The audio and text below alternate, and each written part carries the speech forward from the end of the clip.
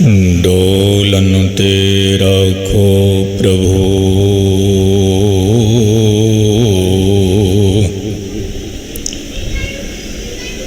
नानक दे कर हथ।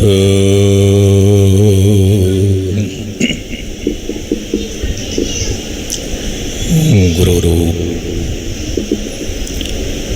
गुरु प्यारी सत्संग जी,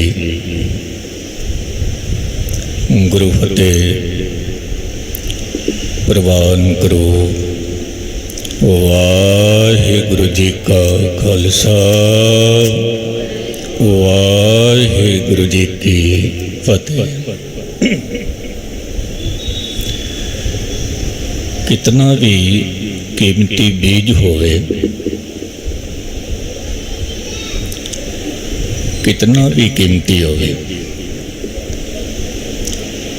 पर जे उस बीज नूं धरती नसीब ना होवे ते उस बीज ने नष्ट हो जाना है। मैं अर्ज करा, कथा और कीर्तन ये परमात्मा नूं मिलण दियां सीढ़ियां हन, पौड़ियां हन। पर कीर्तन सुनना ध्यान दे नाल, कथा सुननी ध्यान दे नाल। जे ध्यान नहीं है, गुस्ताखी माफ, सुन के भी नहीं सुन पाए, क्योंकि ध्यान किधरे होर पासे सी, होर पासे सी। मैं अज दे मूल प्रोग्राम दी विचार आप जी दे सामने रखा। पहला एक छोटा जिहा ख्याल कि अकबर बादशाह नमाज अदा करदा पिया सी जंगल दे विच। तो जिवें ही वो झुकदा है सजदा वास्ते, नमाज वास्ते, ते एक औरत भजदी हुई आ रही है, भजदी हुई। ते अकबर बादशाह नूं ठोकर भी मारदी है, आप भी डिगदी है, और अकबर बादशाह भी डिग पैंदा है, डिग पैंदा।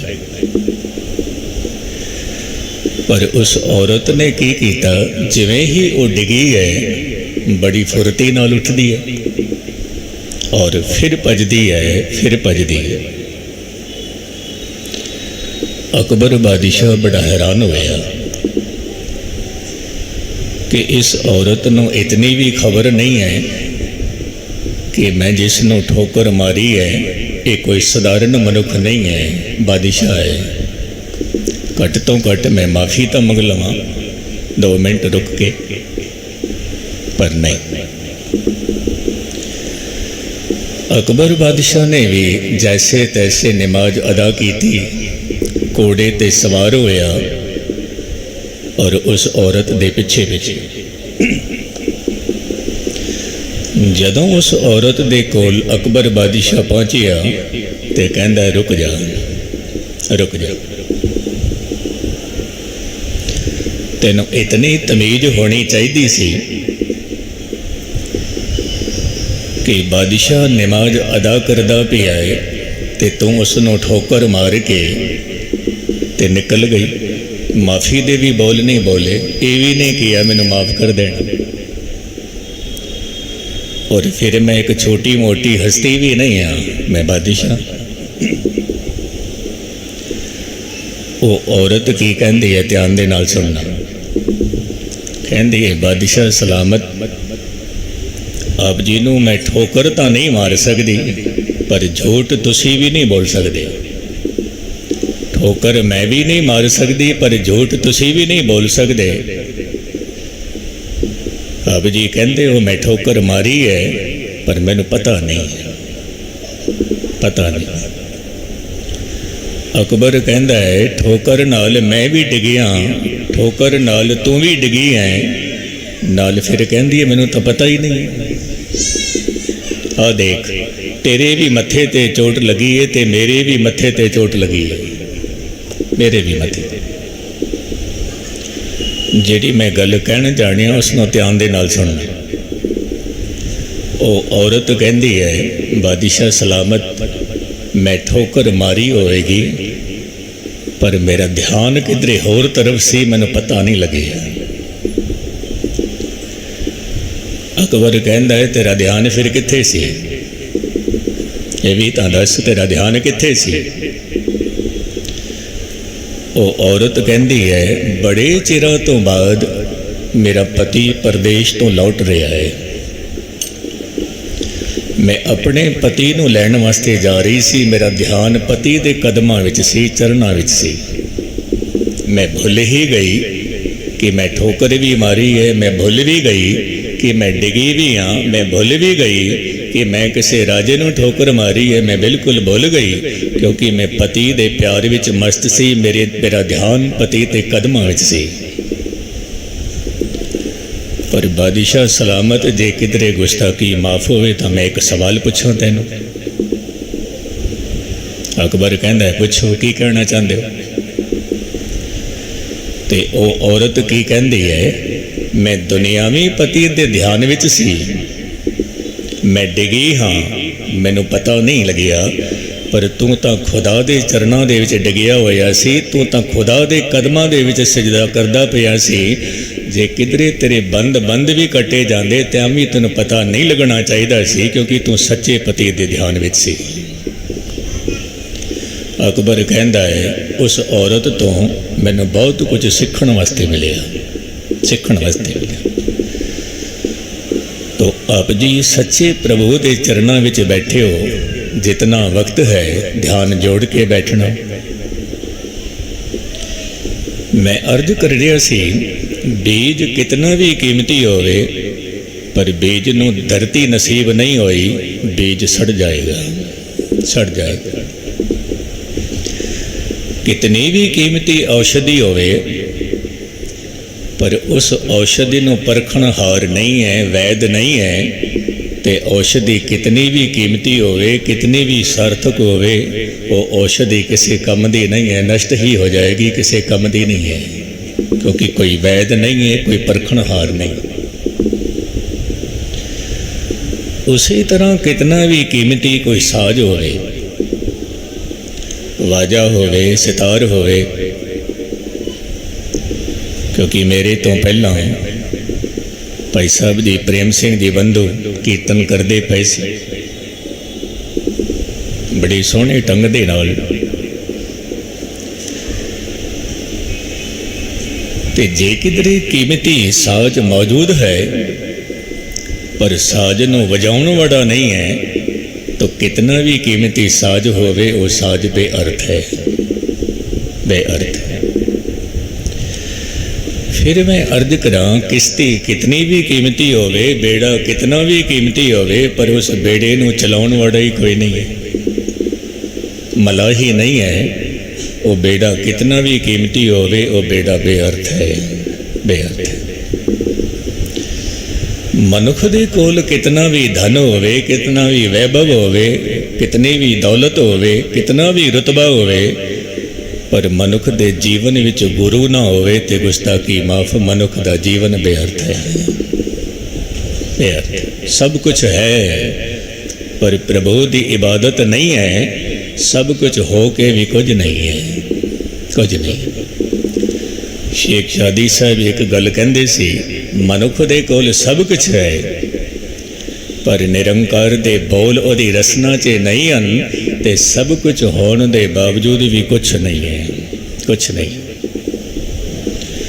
और एक मनुख वो है जिहदे कोल कुछ भी नहीं है, दुनिया दे पदार्थ, दुनिया दी दौलत कुछ भी नहीं है, पर उहदे कोल परमात्मा दी बंदगी है, तो समझ लेना कुछ भी ना होने करके उहदे कोल बहुत कुछ है, बहुत कुछ है, बहुत कुछ है, क्योंकि उहदे कोल परमात्मा दी इबादत है, परमात्मा दी भगती है। हुण मैं अर्ज करा कि जिन्हां दे जीवन विच प्रभु दी इबादत है, जिन्हां दे जीवन विच शुकराने दे बोल हन, केवल ते केवल संतोखी होई है, होई। जिन्हां दे कोल अरदास है, जिन्हां दे कोल बेनती है, भाई साहब जी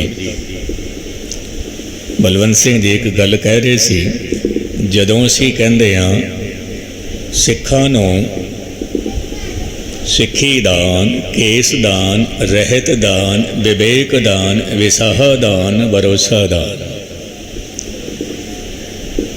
ਤੇ ਇਹ ਦੋ ਸ਼ਬਦ ਇਸ ਤਰ੍ਹਾਂ ਲੱਗਦੇ ਨੇ ਜਿਵੇਂ ਇੱਕੋ ਵਰਗੇ ਹੋਣ। ਵਿਸਾਹਾ ਦਾਨ, ਭਰੋਸਾ ਦਾਨ,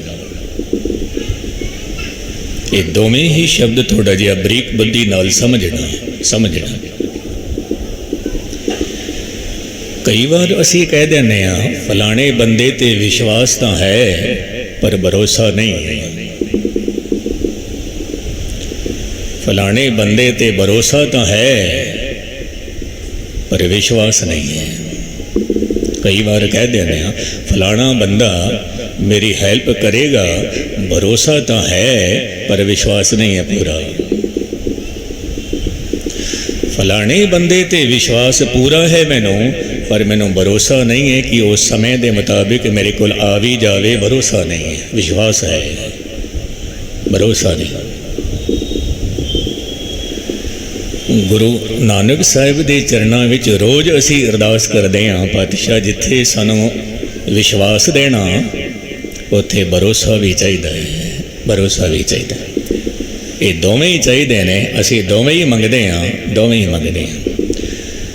ਔਰ ਫਿਰ ਅਸੀਂ ਅਰਦਾਸ ਕਰਦੇ ਹਾਂ। ਇੱਕ ਬਹੁਤ ਪੁਰਾਣੀ ਗੱਲ ਆਪ ਜੀ ਦੇ ਸਾਹਮਣੇ ਰੱਖਾਂ ਮੈਂ। ਕਹਿੰਦੇ ਨੇ ਕੁਝ ਈਸਾਈ ਇਕੱਠੇ ਹੋਏ ਔਰ ਇੱਕ ਪਾਦਰੀ ਨੂੰ ਆ ਕੇ ਕਹਿੰਦੇ ਨੇ ਕਿ ਜਿਵੇਂ ਆਪ ਜੀ ਨੂੰ ਖਬਰ ਹੈ ਬਹੁਤ ਵਕਤ ਹੋ ਗਿਆ ਹੈ ਤੇ ਬਰਸਾਤ ਨਹੀਂ ਹੋ ਰਹੀ ਹੈ, ਤੇ ਆਪ ਜੀ ਇਕੱਠੇ ਹੋ ਕੇ ਚੱਲ ਕੇ ਆਪ ਜੀ ਅਰਦਾਸ ਕਰੋ, ਪ੍ਰੇਅਰ ਕਰੋ ਤਾਂ ਕਰਕੇ ਬਰਸਾਤ ਹੋ ਜਾਵੇ। ਤੇ ਜਿਹੜਾ ਪਾਦਰੀ ਸੀ ਉਹ ਕਹਿੰਦਾ ਠੀਕ ਹੈ ਮੈਂ ਚੱਲਣਾ। ਹੁਣ ਪਾਦਰੀ ਆਪਣੇ ਮਨ ਵਿੱਚ ਕੀ ਸੋਚਦਾ ਹੈ ਕਿ ਕਦੇ ਅਰਦਾਸ ਦੇ ਨਾਲ ਬਰਸਾਤ ਹੋਈ ਹੈ? ਕਦ ਹੋਈ ਹੈ? ਅਰਦਾਸ ਕਰਨ ਦੇ ਨਾਲ ਬਰਸਾਤ ਕਦ ਹੋਈ ਹੈ? ਇਹ ਕੌਣ ਕਹਿ ਰਿਹਾ ਹੈ? ਇਹ ਪਾਦਰੀ ਕਹਿ ਰਿਹਾ ਹੈ, ਚਰਚ ਦਾ ਪੁਜਾਰੀ ਕਹਿ ਰਿਹਾ ਹੈ। ਸੰਗਤ ਕਹਿੰਦੀ ਹੈ ਪਾਦਰੀ ਜੀ ਅਰਦਾਸ ਕਰੋ, ਪ੍ਰੇਅਰ ਕਰੋ, ਬਰਸਾਤ ਹੋਵੇਗੀ। ਪਾਦਰੀ ਕਹਿੰਦਾ ਹੈ ਅਰਦਾਸ ਨਾਲ ਕਦ ਬਰਸਾਤ ਹੋਈ ਹੈ? ਕਦ ਬਰਸਾਤ? ਖੈਰ ਫਿਰ ਵੀ ਤੁਸੀਂ ਕਹਿੰਦੇ ਹੋ ਮੈਂ ਅਰਦਾਸ ਕਰਾਂਗਾ। ਤੇ ਪਾਦਰੀ ਦਾ ਛੋਟਾ ਜਿਹਾ ਪੁੱਤਰ ਕੀ ਕਹਿੰਦਾ ਹੈ, ਬਾਪੂ ਮੈਂ ਵੀ ਚੱਲਾਂਗਾ ਚਰਚ ਦੇ ਵਿੱਚ, ਮੈਂ ਵੀ ਚੱਲਾਂਗਾ। ਕਈ ਵਾਰ ਛੋਟੇ ਛੋਟੇ ਬੱਚੇ ਵੀ ਸਾਨੂੰ ਕਹਿ ਦਿੰਦੇ ਨੇ ਗੁਰਦੁਆਰੇ ਜਾ ਰਹੇ ਹੋ, ਮੈਂ ਵੀ ਚੱਲਾਂਗਾ। ਮੰਦਰ ਜਾ ਰਹੇ ਹੋ ਆਪ ਜੀ, ਮੈਂ ਵੀ ਚੱਲਾਂਗਾ। ਬਾਜ਼ਾਰ ਜਾ ਰਹੇ ਹੋ ਆਪ ਜੀ, ਮੈਂ ਵੀ ਚੱਲਾਂਗਾ। ਪਾਦਰੀ ਦਾ ਛੋਟਾ ਜਿਹਾ ਬੱਚਾ ਕਹਿੰਦਾ ਹੈ ਬਾਪੂ ਮੈਂ ਵੀ ਚੱਲਾਂਗਾ। ਪਾਦਰੀ ਕਹਿੰਦਾ ਹੈ ਚੰਗਾ ਭਈ ਤੂੰ ਵੀ ਚੱਲ, ਤੂੰ ਵੀ ਚੱਲ। ਤੇ ਉਹ ਛੋਟਾ ਜਿਹਾ ਬੱਚਾ ਕੀ ਕਹਿੰਦਾ ਹੈ, ਬਾਪੂ ਜਰਾ ਠਹਿਰ ਜਾ, ਮੈਨੂੰ 2 ਮਿੰਟ ਦਾ ਵਕਤ ਚਾਹੀਦਾ ਹੈ ਕਿਉਂਕਿ ਮੈਂ ਘਰੋਂ ਛਾਤਾ ਲੈ ਕੇ ਆਵਾਂ। ਮੈਂ ਫਿਰ ਅਰਜ਼ ਕਰਾਂ, ਧਿਆਨ ਦੇ ਨਾਲ ਸੁਣਨਾ। ਤੁਸੀਂ 2 ਮਿੰਟ ਠਹਿਰੋ, ਮੈਂ ਘਰੋਂ ਛਾਤਾ ਲੈ ਕੇ ਆਣਾ, ਕਿਉਂਕਿ ਜਦੋਂ ਤੁਸੀਂ ਪ੍ਰਾਰਥਨਾ ਕਰੋਗੇ, ਪ੍ਰੇਅਰ ਕਰੋਗੇ ਤੇ ਬਰਸਾਤ ਹੋਵੇਗੀ, ਤੇ ਫਿਰ ਵਾਪਸ ਜਦੋਂ ਅਸੀਂ ਘਰ ਆਵਾਂਗੇ ਤੇ ਕਿਧਰੇ ਭਿੱਜਦੇ ਹੋਏ ਨਾ ਆਈਏ, ਤੇ ਛਾਤਾ ਤਾਂ ਚਾਹੀਦਾ ਹੈ। ਪਾਦਰੀ ਹੱਸ ਪਿਆ, ਕਹਿਣ ਲੱਗੇ ਤੂੰ ਰਿਹਾ ਬੱਚੇ ਦਾ ਬੱਚਾ। ਪ੍ਰਾਰਥਨਾ ਨਾਲ ਕਦੇ ਬਰਸਾਤ ਹੋਈ ਹੈ? ਅਰਦਾਸ ਕਰਨ ਦੇ ਨਾਲ ਕਦੇ ਬਰਸਾਤ ਹੋਈ ਹੈ? ਪਰ ਚੰਗਾ ਤੇਰੀ ਮਰਜ਼ੀ। ਉਹ ਬੱਚਾ ਛਾਤਾ ਲੈ ਕੇ ਆਪਣੇ ਪਿਤਾ ਦੇ ਨਾਲ ਲਿਆ। ਕਹਿੰਦੇ ਨੇ ਜਿਵੇਂ ਹੀ ਅਰਦਾਸ ਕੀਤੀ ਹੈ ਖੁਦਾ ਦੇ ਚਰਨਾਂ ਦੇ ਵਿੱਚ, ਉਵੇਂ ਹੀ ਆਸਮਾਨ ਦੇ ਵਿੱਚ ਬੱਦਲ ਛਾ ਗਏ ਨੇ। ਜਿਵੇਂ ਹੀ ਅਰਦਾਸ ਕਰਕੇ ਬਾਹਰ ਨਿਕਲੇ ਨੇ, ਰਿਮਝਿਮ ਬਰਸਾਤ ਸ਼ੁਰੂ ਹੋ ਗਈ ਹੈ। ਔਰ ਕਹਿੰਦੇ ਨੇ ਜਿਵੇਂ ਹੀ ਚਰਚ ਤੋਂ 2 ਕਦਮ ਹੋਰ ਅੱਗੇ ਨਿਕਲੇ ਨੇ ਤੇ ਮੂਸਲਾਧਾਰ ਬਰਸਾਤ ਸ਼ੁਰੂ ਹੋ ਗਈ। ਔਰ ਉਸ ਪਾਦਰੀ ਨੂੰ ਕੀ ਆਵਾਜ਼ ਆਉਂਦੀ ਹੈ, ਪਾਦਰੀ ਜੀ ਤੇਰੀ ਅਰਦਾਸ ਕਰਕੇ, ਤੇਰੇ ਪ੍ਰੇਅਰ ਕਰਕੇ ਬਰਸਾਤ ਨਹੀਂ ਹੋਈ ਹੈ, ਬੱਚੇ ਦੇ ਸਿਦਕ ਕਰਕੇ ਅਰਦਾਸ ਹੋਈ ਹੈ, ਭਰੋਸੇ ਕਰਕੇ ਅਰਦਾਸ ਹੋਈ ਹੈ। भरोसे कर। क्योंकि अरदास के जिहड़े अल्फाज हैं, ऐड़ा एक ही कह रहा है, रर्रा एक ही कह रहा है, ये दद्दा अखर की कह रहा है, ये सस्सा अखर की कह रहा है। ऐड़ा अखर कहता है जिन्हां दे अगे अरदास करदा पिया है वो अंतरजामी है, सब कुछ जानता है कि किस भावना दे नाल तू अरदास करदा पिया है, सब कुछ जानता है। और अंतरजामी सब बित जाने तो किस पै आओ को सुनाई। रर्रा अखर कहता है तू राखा है, राखा। दद्दा अखर कहता है तू दातार है, और ससा अखर कहता है तू सहारा है, तू सहारा है। ये चारों अखर मिल के बनते ने अरदास। ये अरदास करदा पिया है कौन? बाबा मक्खन शाह लबाण। आप जी नूं मैं अर्ज करा, सूरत दा बंदरगाह गुजरात, एक गुजरात साडे हिंदुस्तान दे विच है और एक गुजरात पाकिस्तान विच भी है। पाकिस्तान दे विच आप जी नूं जानकारी है कि न्यूयॉर्क दे विच जिहड़ा एक वड्डा गुरुद्वारा बाबा मक्खन शाह लबाणा, आप जी नूं सारियां नूं खबर है, ते उन्होंने उपराला किया कि क्यों ना असीं बाबा मक्खन शाह लबाणे का एक इतिहास तैयार करिए, एक बुक तैयार करिए। तो डॉक्टर उदौके साहब ने जिन्होंने बुक तैयार की थी, तो उन्होंने एक गल आखी, कहन लगे मैं रिसर्च बहुत की है पर मैनू एक गल मेरी पकड़ विच नहीं आई।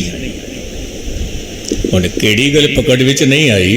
कहन लगे बाबा मक्खन शाह का इतिहास मैं सारे का सारा लिखिया पर बाबा मक्खन शाह की बोली मैनू समझ नहीं आई, बोली किहड़ी है मैनू समझ नहीं आई। पर मैं आप जी नूं अर्ज करा, जिन्हां दे कोल बोली मौजूद है उन्हां दी कोई सार ही नहीं लै रहा, जिन्हां दे कोल बोली मौजूद है।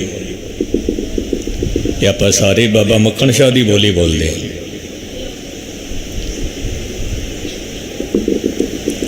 अरदास करते पे ने सूरत बंदरगाह, जिथे बाबा मक्खन शाह का बेड़ा अटक गया है।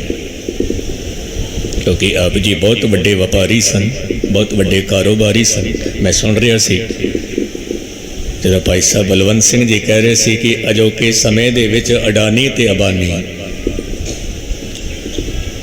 हकीकत है। क्योंकि मैं थोड़ा जिहा इतिहास साहब जी दे होर सामने रखा, गल स्पष्ट हो जाए। क्योंकि धन गुरु नानक साहिब दे दरबार दे विच भी भाई मनसुख जी आए सी, वो भी लबाणा सन। और उस वेले उन्हों दे कोल 500 बेड़े सन भाई मनसुख जी दे कोल। कित्थे रहिंदे सी आप जी? लाहौर। ते मनसुख जी ने किया कि मैं गुरु नानक साहिब दे चरनां ते मत्था जरूर टेकांगा, जरूर टेकांगा। पर जे किधरे मेरा नाम लैके मैनू बुला लवे, मैनू यकीन होवेगा कि वाकई ही युग दे अवतारी पुरुष ने, अवतारी पुरुष। ते जिवें ही अब जी सुल्तानपुर लोधी पहुँचे ने भाई मनसुख जी, आप जी दे नाल भाई भगीरथ भी हैं। भगीरथ जी कहन लगे मनसुख जी सामने गुरु नानक साहिब महाराज बैठे ने ते तुसी चले जाओ, तो किधरे ऐसा न हो तुहानू शक हो जाए कि मैं इशारा किया होगा कि इहदा नाम मनसुख है। इस करके पहला तुसी जाओ, पहला तुसी जाओ। जिवें ही भाई मनसुख जी गुरु नानक साहिब दे सामने आए हैं, तो गुरु नानक साहिब महाराज दी हसदे होए मुस्कुरांदे होए की आखदे ने, कहंदे ने पुरखा जीवन दे विच कदे मन दा सुख नसीब भी होया है जां नाम ही रखिया होया है मन सुख। बस इतनी गल कहने दी देर से भाई मनसुख दा शीश गुरु नानक दे कदमां ते झुक गया, कदमां ते झुक। कहन लगे महाराज अज तक तो मन का सुख नहीं मिलिया, पर अज जरूर मिलेगा, अज जरूर मिलेगा। गुरु नानक साहिब ने तीन गल्लां आखियां, और आप जी भी चेते कर लेना किहड़ियां तीन गल्लां सन। फिर मैं मूल पंक्ति ते आना, फिर मैं मूल टॉपिक ते आना। गुरु नानक साहिब महाराज कहन लगे, भाई मनसुख जी, जे मन का सुख चाहिदा है तो पहली गल है गुरु दे हुक्म विच रहना, हुक्म विच रहना। हुण हुक्म की है? जदों मुस्ताकी माफ किसी के घर कोई दुख होंदा है, मौत होंदी है, असी जाके कहते हैं हुक्म है, बाणा है। और जदों साडे घर विच कोई दुख सुख होंदा है, दूजा सानू आके कह जाता है गुरु दा हुक्म है, गुरु दा बाणा। पर यह हुक्म है कि भाणा है कि धन गुरु अर्जन देव साहिब महाराज कहते हैं, जो होआ होवत सो जाने, प्रभ अपने का हुक्म पछाने। जो हो रहा है होना सी, उसनों कबूल कर लेना, बस यही हुक्म है। दिन होया है होना सी, हुक्म है। रात होई है होनी सी, कबूल कर लेना, हुक्म है। कहते ने जे किधरे तू कबूल नहीं भी करेगा तो परमात्मा ते कोई प्रभाव नहीं पैगा, कोई फर्क नहीं पैगा, फर्क तेरे ते पै जाएगा। ये हुक्म नहीं मनेगा तेरे ते फर्क पै जाएगा। तो गुरु दे हुक्म नू कबूल करना, कहन लगे महाराज सतबच। गुरु नानक साहिब महाराज कहन लगे, मनसुख जी, कई दफ़ा ये भी होंदा है हुक्म नू कबूल करदियां भी मनुख हंकारी हो जाता है। मेरे वर्गा हुक्म मनन वाला कोई है ही नहीं, हंकार का जन्म, हंकार दा।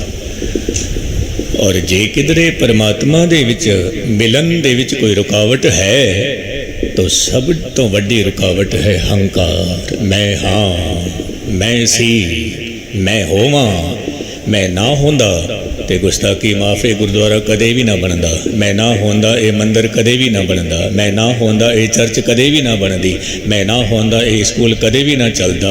पर इसनों कौन दसे तो नहीं सी तां भी सब कुछ चलता सी। कल तू फिर नहीं होवेगा, फिर सब कुछ चलेगा, सब कुछ चलेगा। इस हंकार तो बचन लई फिर तेनों सिमरन करना पएगा, सिमरन करना। ये तीनों ही वचन लैके आप जी सफ़र करते हैं। और समा आया, वक्त की धारा वगदी गई तो धन गुरु अंगद देव साहिब की संगत विच भी लुबाणे कौम दे बहुत सारे सिख ऐसे सन जिहड़े तन करके मन करके धन करके सेवा करते सी। ये पीढ़ी चलती रही। हुण जदों वारी आउंदी है धन बाबा मक्खण शाह लुबाणे दी, आप जी का बेड़ा डगमगा रहा है। आप जी अरदास कर देना, ऐ प्रभु मेरे ते रहमत कर, मेरे ते कृपा कर।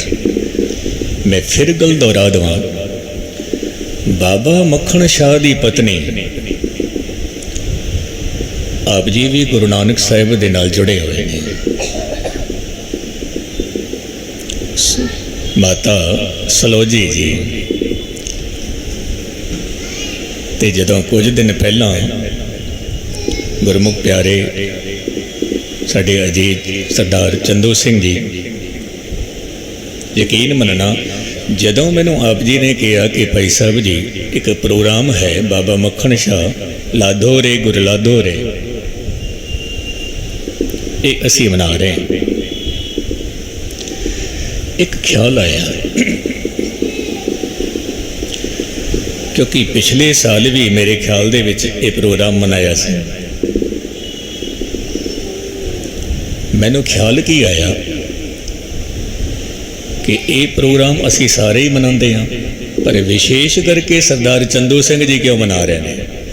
एक ख्याल आया तो अज मैं सवेरे इतिहास पढ़ के हैरान हो गया। आप जी की जानकारी वास्ते मैं अर्ज करा, बाबा मक्खण शाह लुबाणे का जिहड़ा वड्डा पुत्र सी वो चंदू सिंह ही सी। मैं बड़ा हैरान हो गया।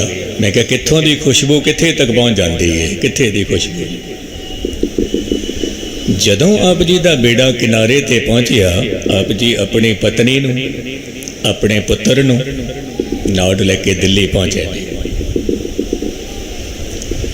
आप जी दे नाल 500 साथी भी हैं, जिन्होंने आप जी सैनिक कह लवो, जिन्होंने आप जी कर्मचारी कह लवो, कुछ भी कह लवो। दिल्ली पहुँचे। दिल्ली आप जी नूं खबर मिलती है कि गुरु हरकृष्ण साहिब तां ज्योति जो समा गए, पर रसना चों बोल निकले हैं बाबा बकाले। आप जी सफ़र करदियां करदियां बकाले पहुँचे। बकाल आप जी ने की वेखिया कि उत्थे 22 गुरु बन के बैठे ने, जिहड़े कि सारे दे सारे सोढ़ी वंश दे ने, सोढ़ी परिवार दे ने। मैं भी गुरु, मैं भी गुरु, मैं भी गुरु, मैं भी गुरु। इतिहास कहता है, संत सिंह मशकीन जी एक गल कहते सी, जिहड़ा पूरा है वो छिप के बैठा होया है, जिहड़े अधूरे हैं वो नुमाइश लगा के बैठे हुए ने। मैं भी पूरा, मैं भी पूरा, मैं भी पूरा, मैं भी पूरा। और जिहड़ा पूरा है वो छिप के बैठा होया है, अंदर बैठा। हुण बाबा मक्खण शाह लुबाणा पत्नी नाल है, पुत्र नाल है, 500 कर्मचारी नाल। आप जी देखते हैं इत्थे तां 22 गुरु बैठे हुए। कहते ने आप जी की चेतना दे विच रहीम दा एक स्वर गूंजदा है। रहीम कौन सी? अकबर बादशाह दा दरबारी कवि सी। दरबारी रहीम दा स्वर की गूंजदा है? मक्खण शाह लवाणे दी चेतना दे विच रहीम जी कहंदे ने, बड़े बड़ाई कब करें। जिहड़े लोग वड्डे होंदे ने वो अपनी वडियाई आप नहीं करते, नहीं करते। बड़े बड़ाई कब करें, बड़े न बोलें बोल, रहीमन हीरा कब कहे लाख टका मेरा मोल। मैं फिर अर्ज करा, जेड़ा हीरा हुंदा है वो कद कहंदा है कि मैं लख दा, मैं करोड़ दा। हीरा कदे नहीं बोलता, हीरा शांत रहता है, खामोश रहता है। और कदे आप जी ने ये नहीं वेख्या होगा कि हीरे की नुमाइश लग रही होवे, हीरे की ऐड आ रही होवे। हीरा हीरा है। रहीमन हीरा कब कहे लाख टका मेरा मोल, नहीं कहना वो। जो असली हीरा है वो गुप्त बैठा होया है, धन गुरु तेग बहादुर साहब। और जेड़े दावा करते हैं कि असी भी पूरे हाँ, 22 गुरु बन के बैठे ने, पर सारे दे सारे अधूरे ने, अधूरे ने। बाबा मक्खण शाह लुबाणा, मैं ये भी अर्ज करा, ये जो लुबाणा शब्द है ये लुबान तो बनया है, और लुबान शब्द बनया है लवण तो। लवण कहते हैं नमक, क्योंकि आप जी को खबर है साडे बुजुर्ग कई बार सानू पाकिस्तान दीयां गल्लां सुणांदे सी। वो कहंदे सी लूण भी वेचदे सी, लूण दा भी व्यापार करदे सी। लवण, क्योंकि गुजरात धरती ही ऐसी है जिथे नमक ही नमक है। लवण दा व्यापारी बाबा मक्खण शाह लुबाणा एक एक तथा कथित गुरु दे सामने भेंट रखता है। तथा कथित मैं इस करके कह रहा, जेड़े मन बैठे ने पर है नहीं, उसनों कहते ने तथा कथित। अधूरे हैं, मन के बैठे ने मैं पूरा हाँ, मैं पूरा।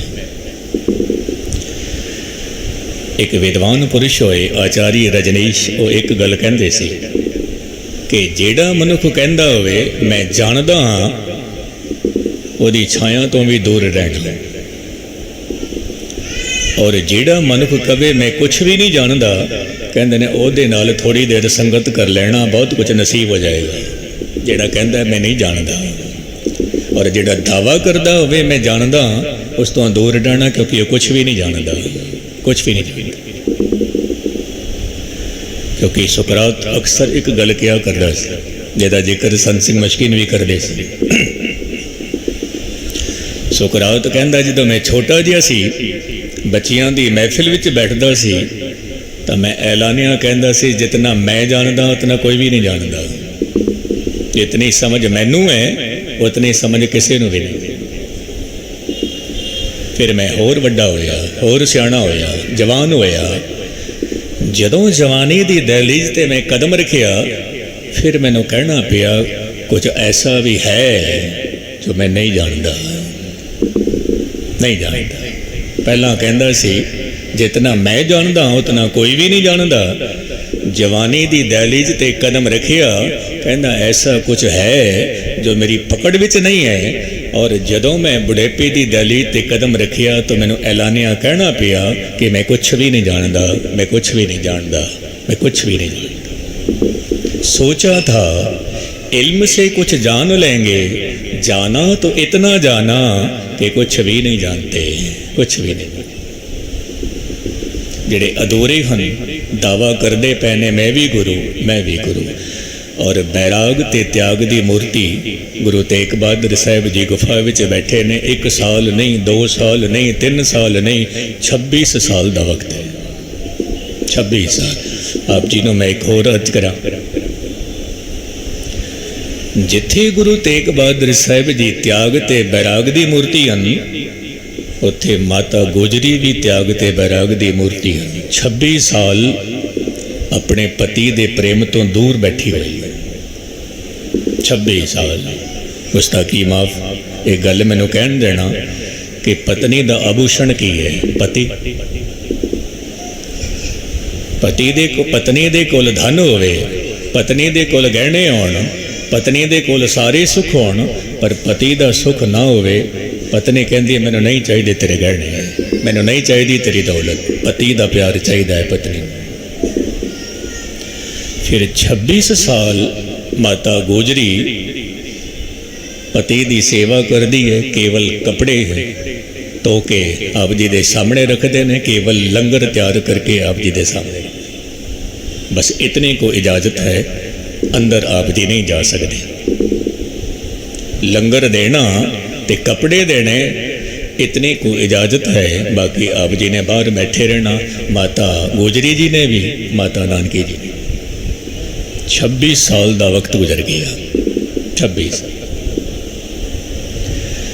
1664 दे विच बाबा मक्खन शाह लुबाणा इत्थे पहुँचते हैं। बाबा बकाले आप जी ने दर्शन किए होणगे, जिस थां ते बैठ के आप जी एक लंबी सोच विचार तैयार करते पे ने कि आने वाले समां दे विच किस तरह दी खेड खेडनी है। कहते ने बाबा मक्खन शाह लुबाणा अखीर विच पुछदा है कि मेरी जिहड़ी रमज सी वो किसी ने जाहिर तां कीती नहीं, क्योंकि मैं अरदास कीती सी मेरा बेड़ा बन्ने लग जावे ते मैं 500 मोहरां गुरु के चरणों में भेंट करांगा। ये मेरी जिहड़ी एक दिल की अरदास सी वो तां किसी ने बुझी नहीं है। 5 मोहरां रखिया ने, सारियां दे के मत्था टेकिया, पर तसल्ली नहीं हुई। दूजा दिन होया, आप जी ने किसी ने पूछया कि कोई होर फकीर इत्थे, कोई होर साधु। मैं फिर आप जी ने अर्ज करा, माता गुजरी ने नहीं किया, माता नानकी ने नहीं किया कि एक त्याग ते बैराग की मूर्ति अंदर भी बैठी हुई है, नहीं किया आप जी ने, नहीं किया। ये गल किसने आखी? कहन लगे बकाले की धरती ते एक हलवाई सी जिहड़ा वो नित ही गुरु तेग बहादुर साहब जी नूं देखदा सी, आप जी का जीवन किस तरह का है। इस हलवाई ने अज कह दिता मक्खन शाह लुबाणे नूं कि त्याग की मूर्ति तो अंदर बैठी हुई है, तुसीं कित्थे धक्के खा रहे हो? बैराग की मूर्ति तो अंदर बैठी हुई है, अंदर बैठी। बाबा मक्खन शाह लुबाणे ने उस गुफा दे विच जाके 5 मोहरां जेब चों कढ़ियां ने, चरनां ते रख के मत्था टेकिया गुरु तेग बहादुर साहब जी उन्होंने सिर ते हथ रखते हैं और कहते हैं पुरखा 500 मोहरां सुखना सुख के ते 5 ही रखी जा रही हैं। दिल की गल पकड़ ली।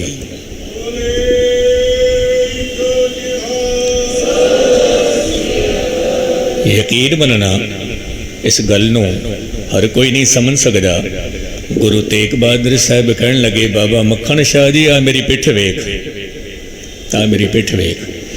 जदों तेरा बेड़ा डुबदा पिया सी तेरे डुबदे हुए बेड़े नूं मोढा देण वास्ते मैं आया सी ते सबूत मैं अपने कोल लैके आया कि तैनूं यकीन होवे, तैनूं विश्वास होवे, तैनूं भरोसा होवे कि डुबदा होया बेड़ा गुरु नानक ने पार कीता।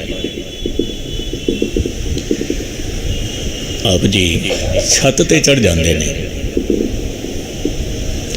जदों असीं कहते हाँ लाधो रे गुरु लाधो, ये लाधो शब्द ब्रज भाषा का है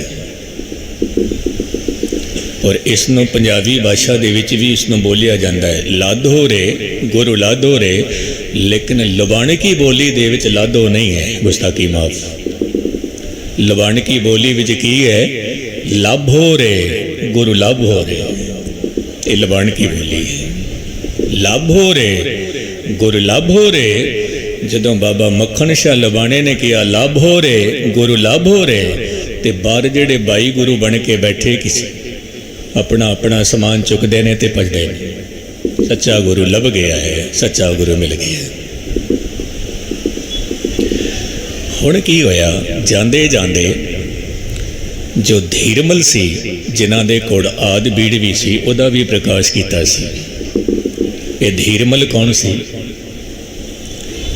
आप जी नूं मैं अर्ज करा धन गुरु हरगोबिंद साहिब दा साहिबजादा बाबा गुरदित्ता ते बाबा गुरदित्ता दा सुपुत्र धीरमल ते दूजा सी गुरु हरराय।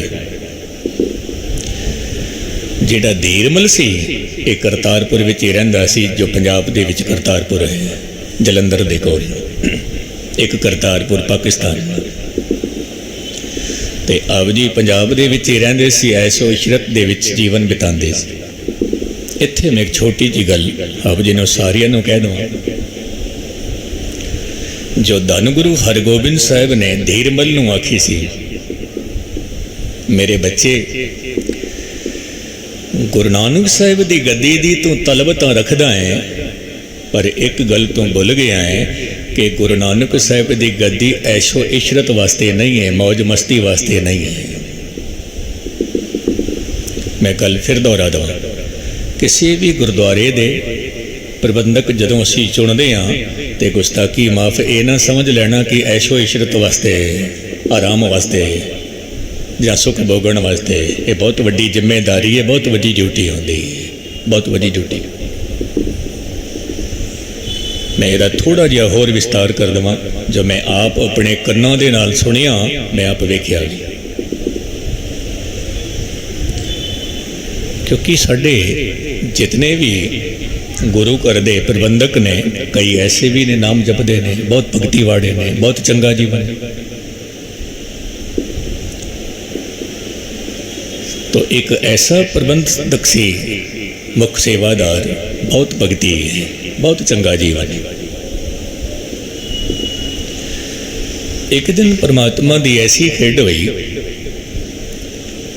कि उसकी सेहत बिगड़ गई। ये गल मैं इस करके कह रहा कि धन गुरु हरगोबिंद साहब ने अपने पुत्र नूं भी कहा सी मेरे बच्चे ये गद्दी ऐशो आराम वास्ते नहीं है, ये सेवा वास्ते है, सेवा वास्ते। तो जदों उस मुख सेवादार की सेहत बिगड़ती है तो किसी ने सवाल पूछ लिया, प्रधान साहब जी तुसीं तां गुरमुख हो, ਇਹਦੇ ਵਿੱਚ कोई दो राय नहीं, थोड़े वर्गा गुरमुख लभना बहुत औखा है, तो इतनी सेवा संभाल करदियां करदियां भी तेरी सेहत इतनी खराब हो गई, इसका कारण की है? यकीन मनना उस मुख सेवादार ने की जवाब दिता, कहने लगे जे किधरे मैनू कहता है कि तू गुरमुख है तो फिर मैं जवाब कल देवांगा, गुरु नानक नूं पुछ के देवांगा। हद हो गई। गुरु नानक नूं पुछ के दवो। हाँ, गुरु नानक नूं पुछ के दवो। दूजा दिन आउंदा है ते फिर उन्हां दी मुलाकात आउंदी है। फिर पुछदा है, गुरमुखो हुण दसो गुरु नानक नूं की पुछिया, गुरु नानक ने की जवाब दिता। उसने की जवाब दिता, ध्यान दे नाल सुनना। कहन लगे, वाकई ही मैं मुख सेवादार रहा गुरु नानक दे घर दा। बहुत वड्डी ड्यूटी है, बहुत वड्डी जिम्मेदारी होंदी है, छोटी मोटी नहीं होंदी है।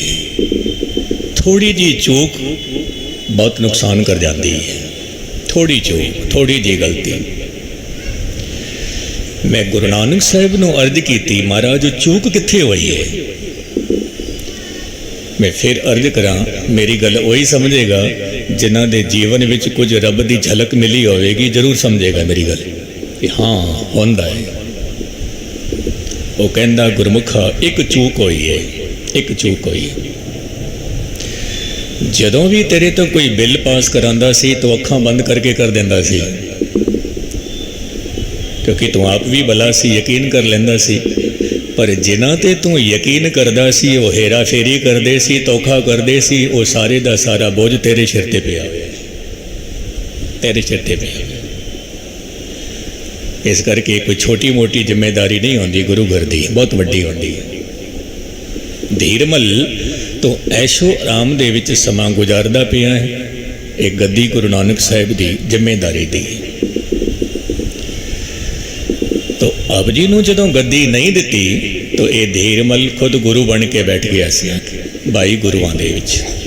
फिर जदों बाबा मक्खण शाह लवाणे ने जदों बुलंद आवाज़ विच किया कि लब हो रे गुरु लब हो रे, तो धीरमल ने भजदे भजदे धन गुरु तेग बहादुर साहब जी नूं गोली भी मारी सी। गुरु तेग बहादुर साहब जी, पर उस मालिक की की रहमत होंदी है कि आप जी नूं गोली लगती नहीं, गोली पास हो जाती है एक तरफ। बाबा मक्खण शाह लबाणा दे नाल जिहड़े 500 कर्मचारी सन, सेवादार सन, वो सारे दे सारे धीरमल नूं जाके पकड़ के लियाए। जितना भी साजो समान सी सब कुछ खो के लियाए, सब कुछ खो के लियाए। और उन्हों दियां मुश्कां बन के और धन गुरु तेग बहादुर साहब जी दे कोल लैके आ रहे हैं, मुश्कां बन के, हथ बन के, पैर बन के। तो धीरमल की कहंदा है, बाबा मक्खण शाह जी हुणे ही तो मैं गुरु बन के बैठा सी। लोग मेरे चरणों ते मत्था टेकदे पए सी, सजदा करदे पए सी, तुसीं मेरियां मुश्कां बन के ले जा रहे हो। इतनी रहमत कर दो, मेरी मुश्कां खोल दो। बाबा मक्खण शाह जी लबाणा कहने लगे, मुश्कां तेरियां खुलन गया गुरु तेग बहादुर दे हुक्म नाल, हुक्म नाल। आप जी लैके आंदे। गुरु तेग बहादुर साहिब महाराज कहते ने, मक्खण शाह लबाणा इहदियां मुश्कां खोल ले। जितना भी साजो समान इहदे कोल सी जो तुसी लैके आए हो, ये सारा इन्हां नूं वापस कर दो, वापस कर दो। और जो आद भीड़ इन्हां दे कोल है, ये भी बड़े अदब दे नाल इन्हां नूं वापस कर दो। महाराज इन्होंने इतना वड्डा जुल्म किया। पहला जुल्म ये सी कि गुरु बन के बैठे, दूजा जुल्म ये किया कि आप जी ते वार किया, ते आप जी इन्हों बख्शी जा रहे, खिमा कर दो, खिमा कर दो। गुरु तेग बहादुर साहिब महाराज कहन लगे, मक्खण शाह जी गुरु नानक साहिब दे घर विच खिमा ही सब तो वड्डा गुण है। माफ़ कर देना, माफ़ कर देना। जिहदे कोल खिमा दा गुण है, किसी नूं माफ़ कर देना, कहंदे ने उस तो वड्डा गुरमुख कोई है ही नहीं, किसी नूं माफ़ कर देना। और यकीनन है कि जिहदे कोल खिमा है वो मनुख प्रधान है। जिहदे कोल किसी नूं माफ़ कर देने की क्षमता है, तो बाबा मक्खण शाह कहन लगे, महाराज किसी नूं कितनी बार माफ़ करिए? गुरु तेग बहादुर साहब कहन लगे, जितनी बार सानू खुदा माफ़ करता है उतनी बार तुसी भी माफ़ कर दो, तुसी भी माफ़ करो। चंगा महाराज। धन गुरु तेग बहादुर साहब जी हुण प्रगट हो गए। मैं कुछ गल्लां कह के कथा की समाप्ति वाल आना। आप जी की रसनों चों जो बोल निकले उस वेले, काहे रे बन खोजन जाई, सरब निवासी सदा अलेपा, तो ही संग सबाई। जिथे बाबा मक्खन शाह लवाणे का इतिहास आप जी ने श्रवण किया, ये बोल गुरु तेग बहादुर साहब दे भी सुनना। फिर धन गुरु तेग बहादुर साहब ने बाबा मक्खन शाह जी को की दिता सी अखीर विच जांदे वेले, वो गल कह के मैं समाप्ति कर। धन गुरु तेग बहादुर साहब कहन लगे, जे धन खोजना है बाहर खोजना, जे धर्म खोजना होवे तां अंदर खोजना, जे दुनिया के पदार्थ खोजने होण बाहर खोजना, जे परमात्मा खोजना होवे तां अपने दिल विच ही खोजना, अपने दिल विच। क्योंकि परमात्मा थोड़े दिल विच ही बैठा होया है, थोड़े अंदर ही बैठा होया है। किस तरह बैठा होया? जिवें फुल दे विच खुशबू है, उस तरह जर्रे जर्रे दे विच परमात्मा की खुशबू है, जर्रे जर्रे दे। तो साहिब कहन लगे, पहुप मद ज्यों बास बसत है, मुकर मह जैसे छाई, तैसे ही हर बसे निरंतर, घट ही खोजो भाई। मक्खन शाह रब नूं खोजना, अपने अंदर खोजना, अपने अंदर। समय की धारा वगदी गई। आप जी बकाले तो हरमंदर साहिब पहुँचे। आप जी को खबर है उस वेले दरबार साहिब के दरवाजे बंद कर दिते सी ते किसी थड़े ते बैठे सी गुरु तेग बहादुर साहब। इत्थे धन गुरु तेग बहादुर साहब जी ने कहा, मक्खन शाह जी तुसी कारोबारी हो, हुण आप जी अपने शहर जाओ, अपना कारोबार चलाओ। बाबा मक्खन शाह मत्था टेकन लगे। गुरु तेग बहादुर साहब कहन लगे, मक्खन शाह जी कुछ देण दा जी करदा है तेन। महाराज सब कुछ तेरा है, ये जितना भी मेरे कोल सुख है, जितने पदार्थ ने, सब कुछ तेरे ही दिते ने। नहीं, मक्खन शाह कुछ होर भी देण दा जी करदा है, पर मैं कहना तू मंग ले, अज मंग ले। कहते ने उस वेले की तस्वीर इस तरह की बनती है कि बाबा मक्खन शाह के नेत्र सजल हो रहे हैं, तो कहते ने महाराज मैं की मंगा, की मंगा, मैं सब कुछ तेरा दिता होया है, की मंगा? नहीं पुरखा मंग ले, मंग ले। बाबा मक्खन शाह जी कहन लगे, महाराज जी फिर देना ही है तो फिर तुसी अपने आप ही दे दो, फिर मैं नहीं मंगागा, मैं नहीं मंगा। गुरु तेग बहादुर साहब महाराज कहन लगे, मक्खन शाह जी किधर ऐसा ना होवे तू मंगना कुछ होर होवे, मैं कुछ होर दे देवां, ये भी तो हो सकता है। तो बाबा मक्खन शाह कहन लगे, महाराज ये भी तो हो सकता है तुसी कुछ होर देना होवे, मैं कुछ होर मंग बैठा, ये भी तो हो सकता है। गुरु तेग बहादुर साहब कहन लगे, जा मक्खन शाह लवाणा तू तो अमर होया, तेरी कौम भी अमर होई।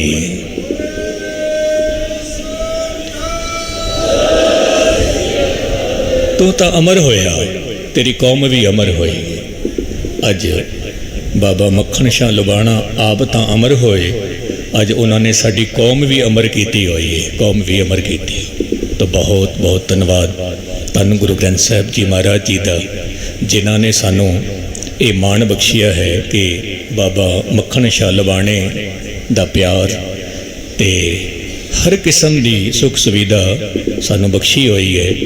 और आप जी का सारियों का बहुत बहुत धन्यवाद। गुरु के प्यारे सरदार चंदू सिंह जी, आप जी का परिवार, होर आप जी के मित्र सहयोगी, आप जी का भी बहुत बहुत धन्यवाद जो अज सानू इस इतिहास की भी खबर मिली है कि बाबा मक्खन शाह के पुत्र का नाम भी चंदू सी। ये भी सानू एक नवी खोज साढ़े हथ विच आई है। भुल्लां चुक्कां दी खिमा। वाहिगुरू जी का खालसा, वाहिगुरू जी की फतेह।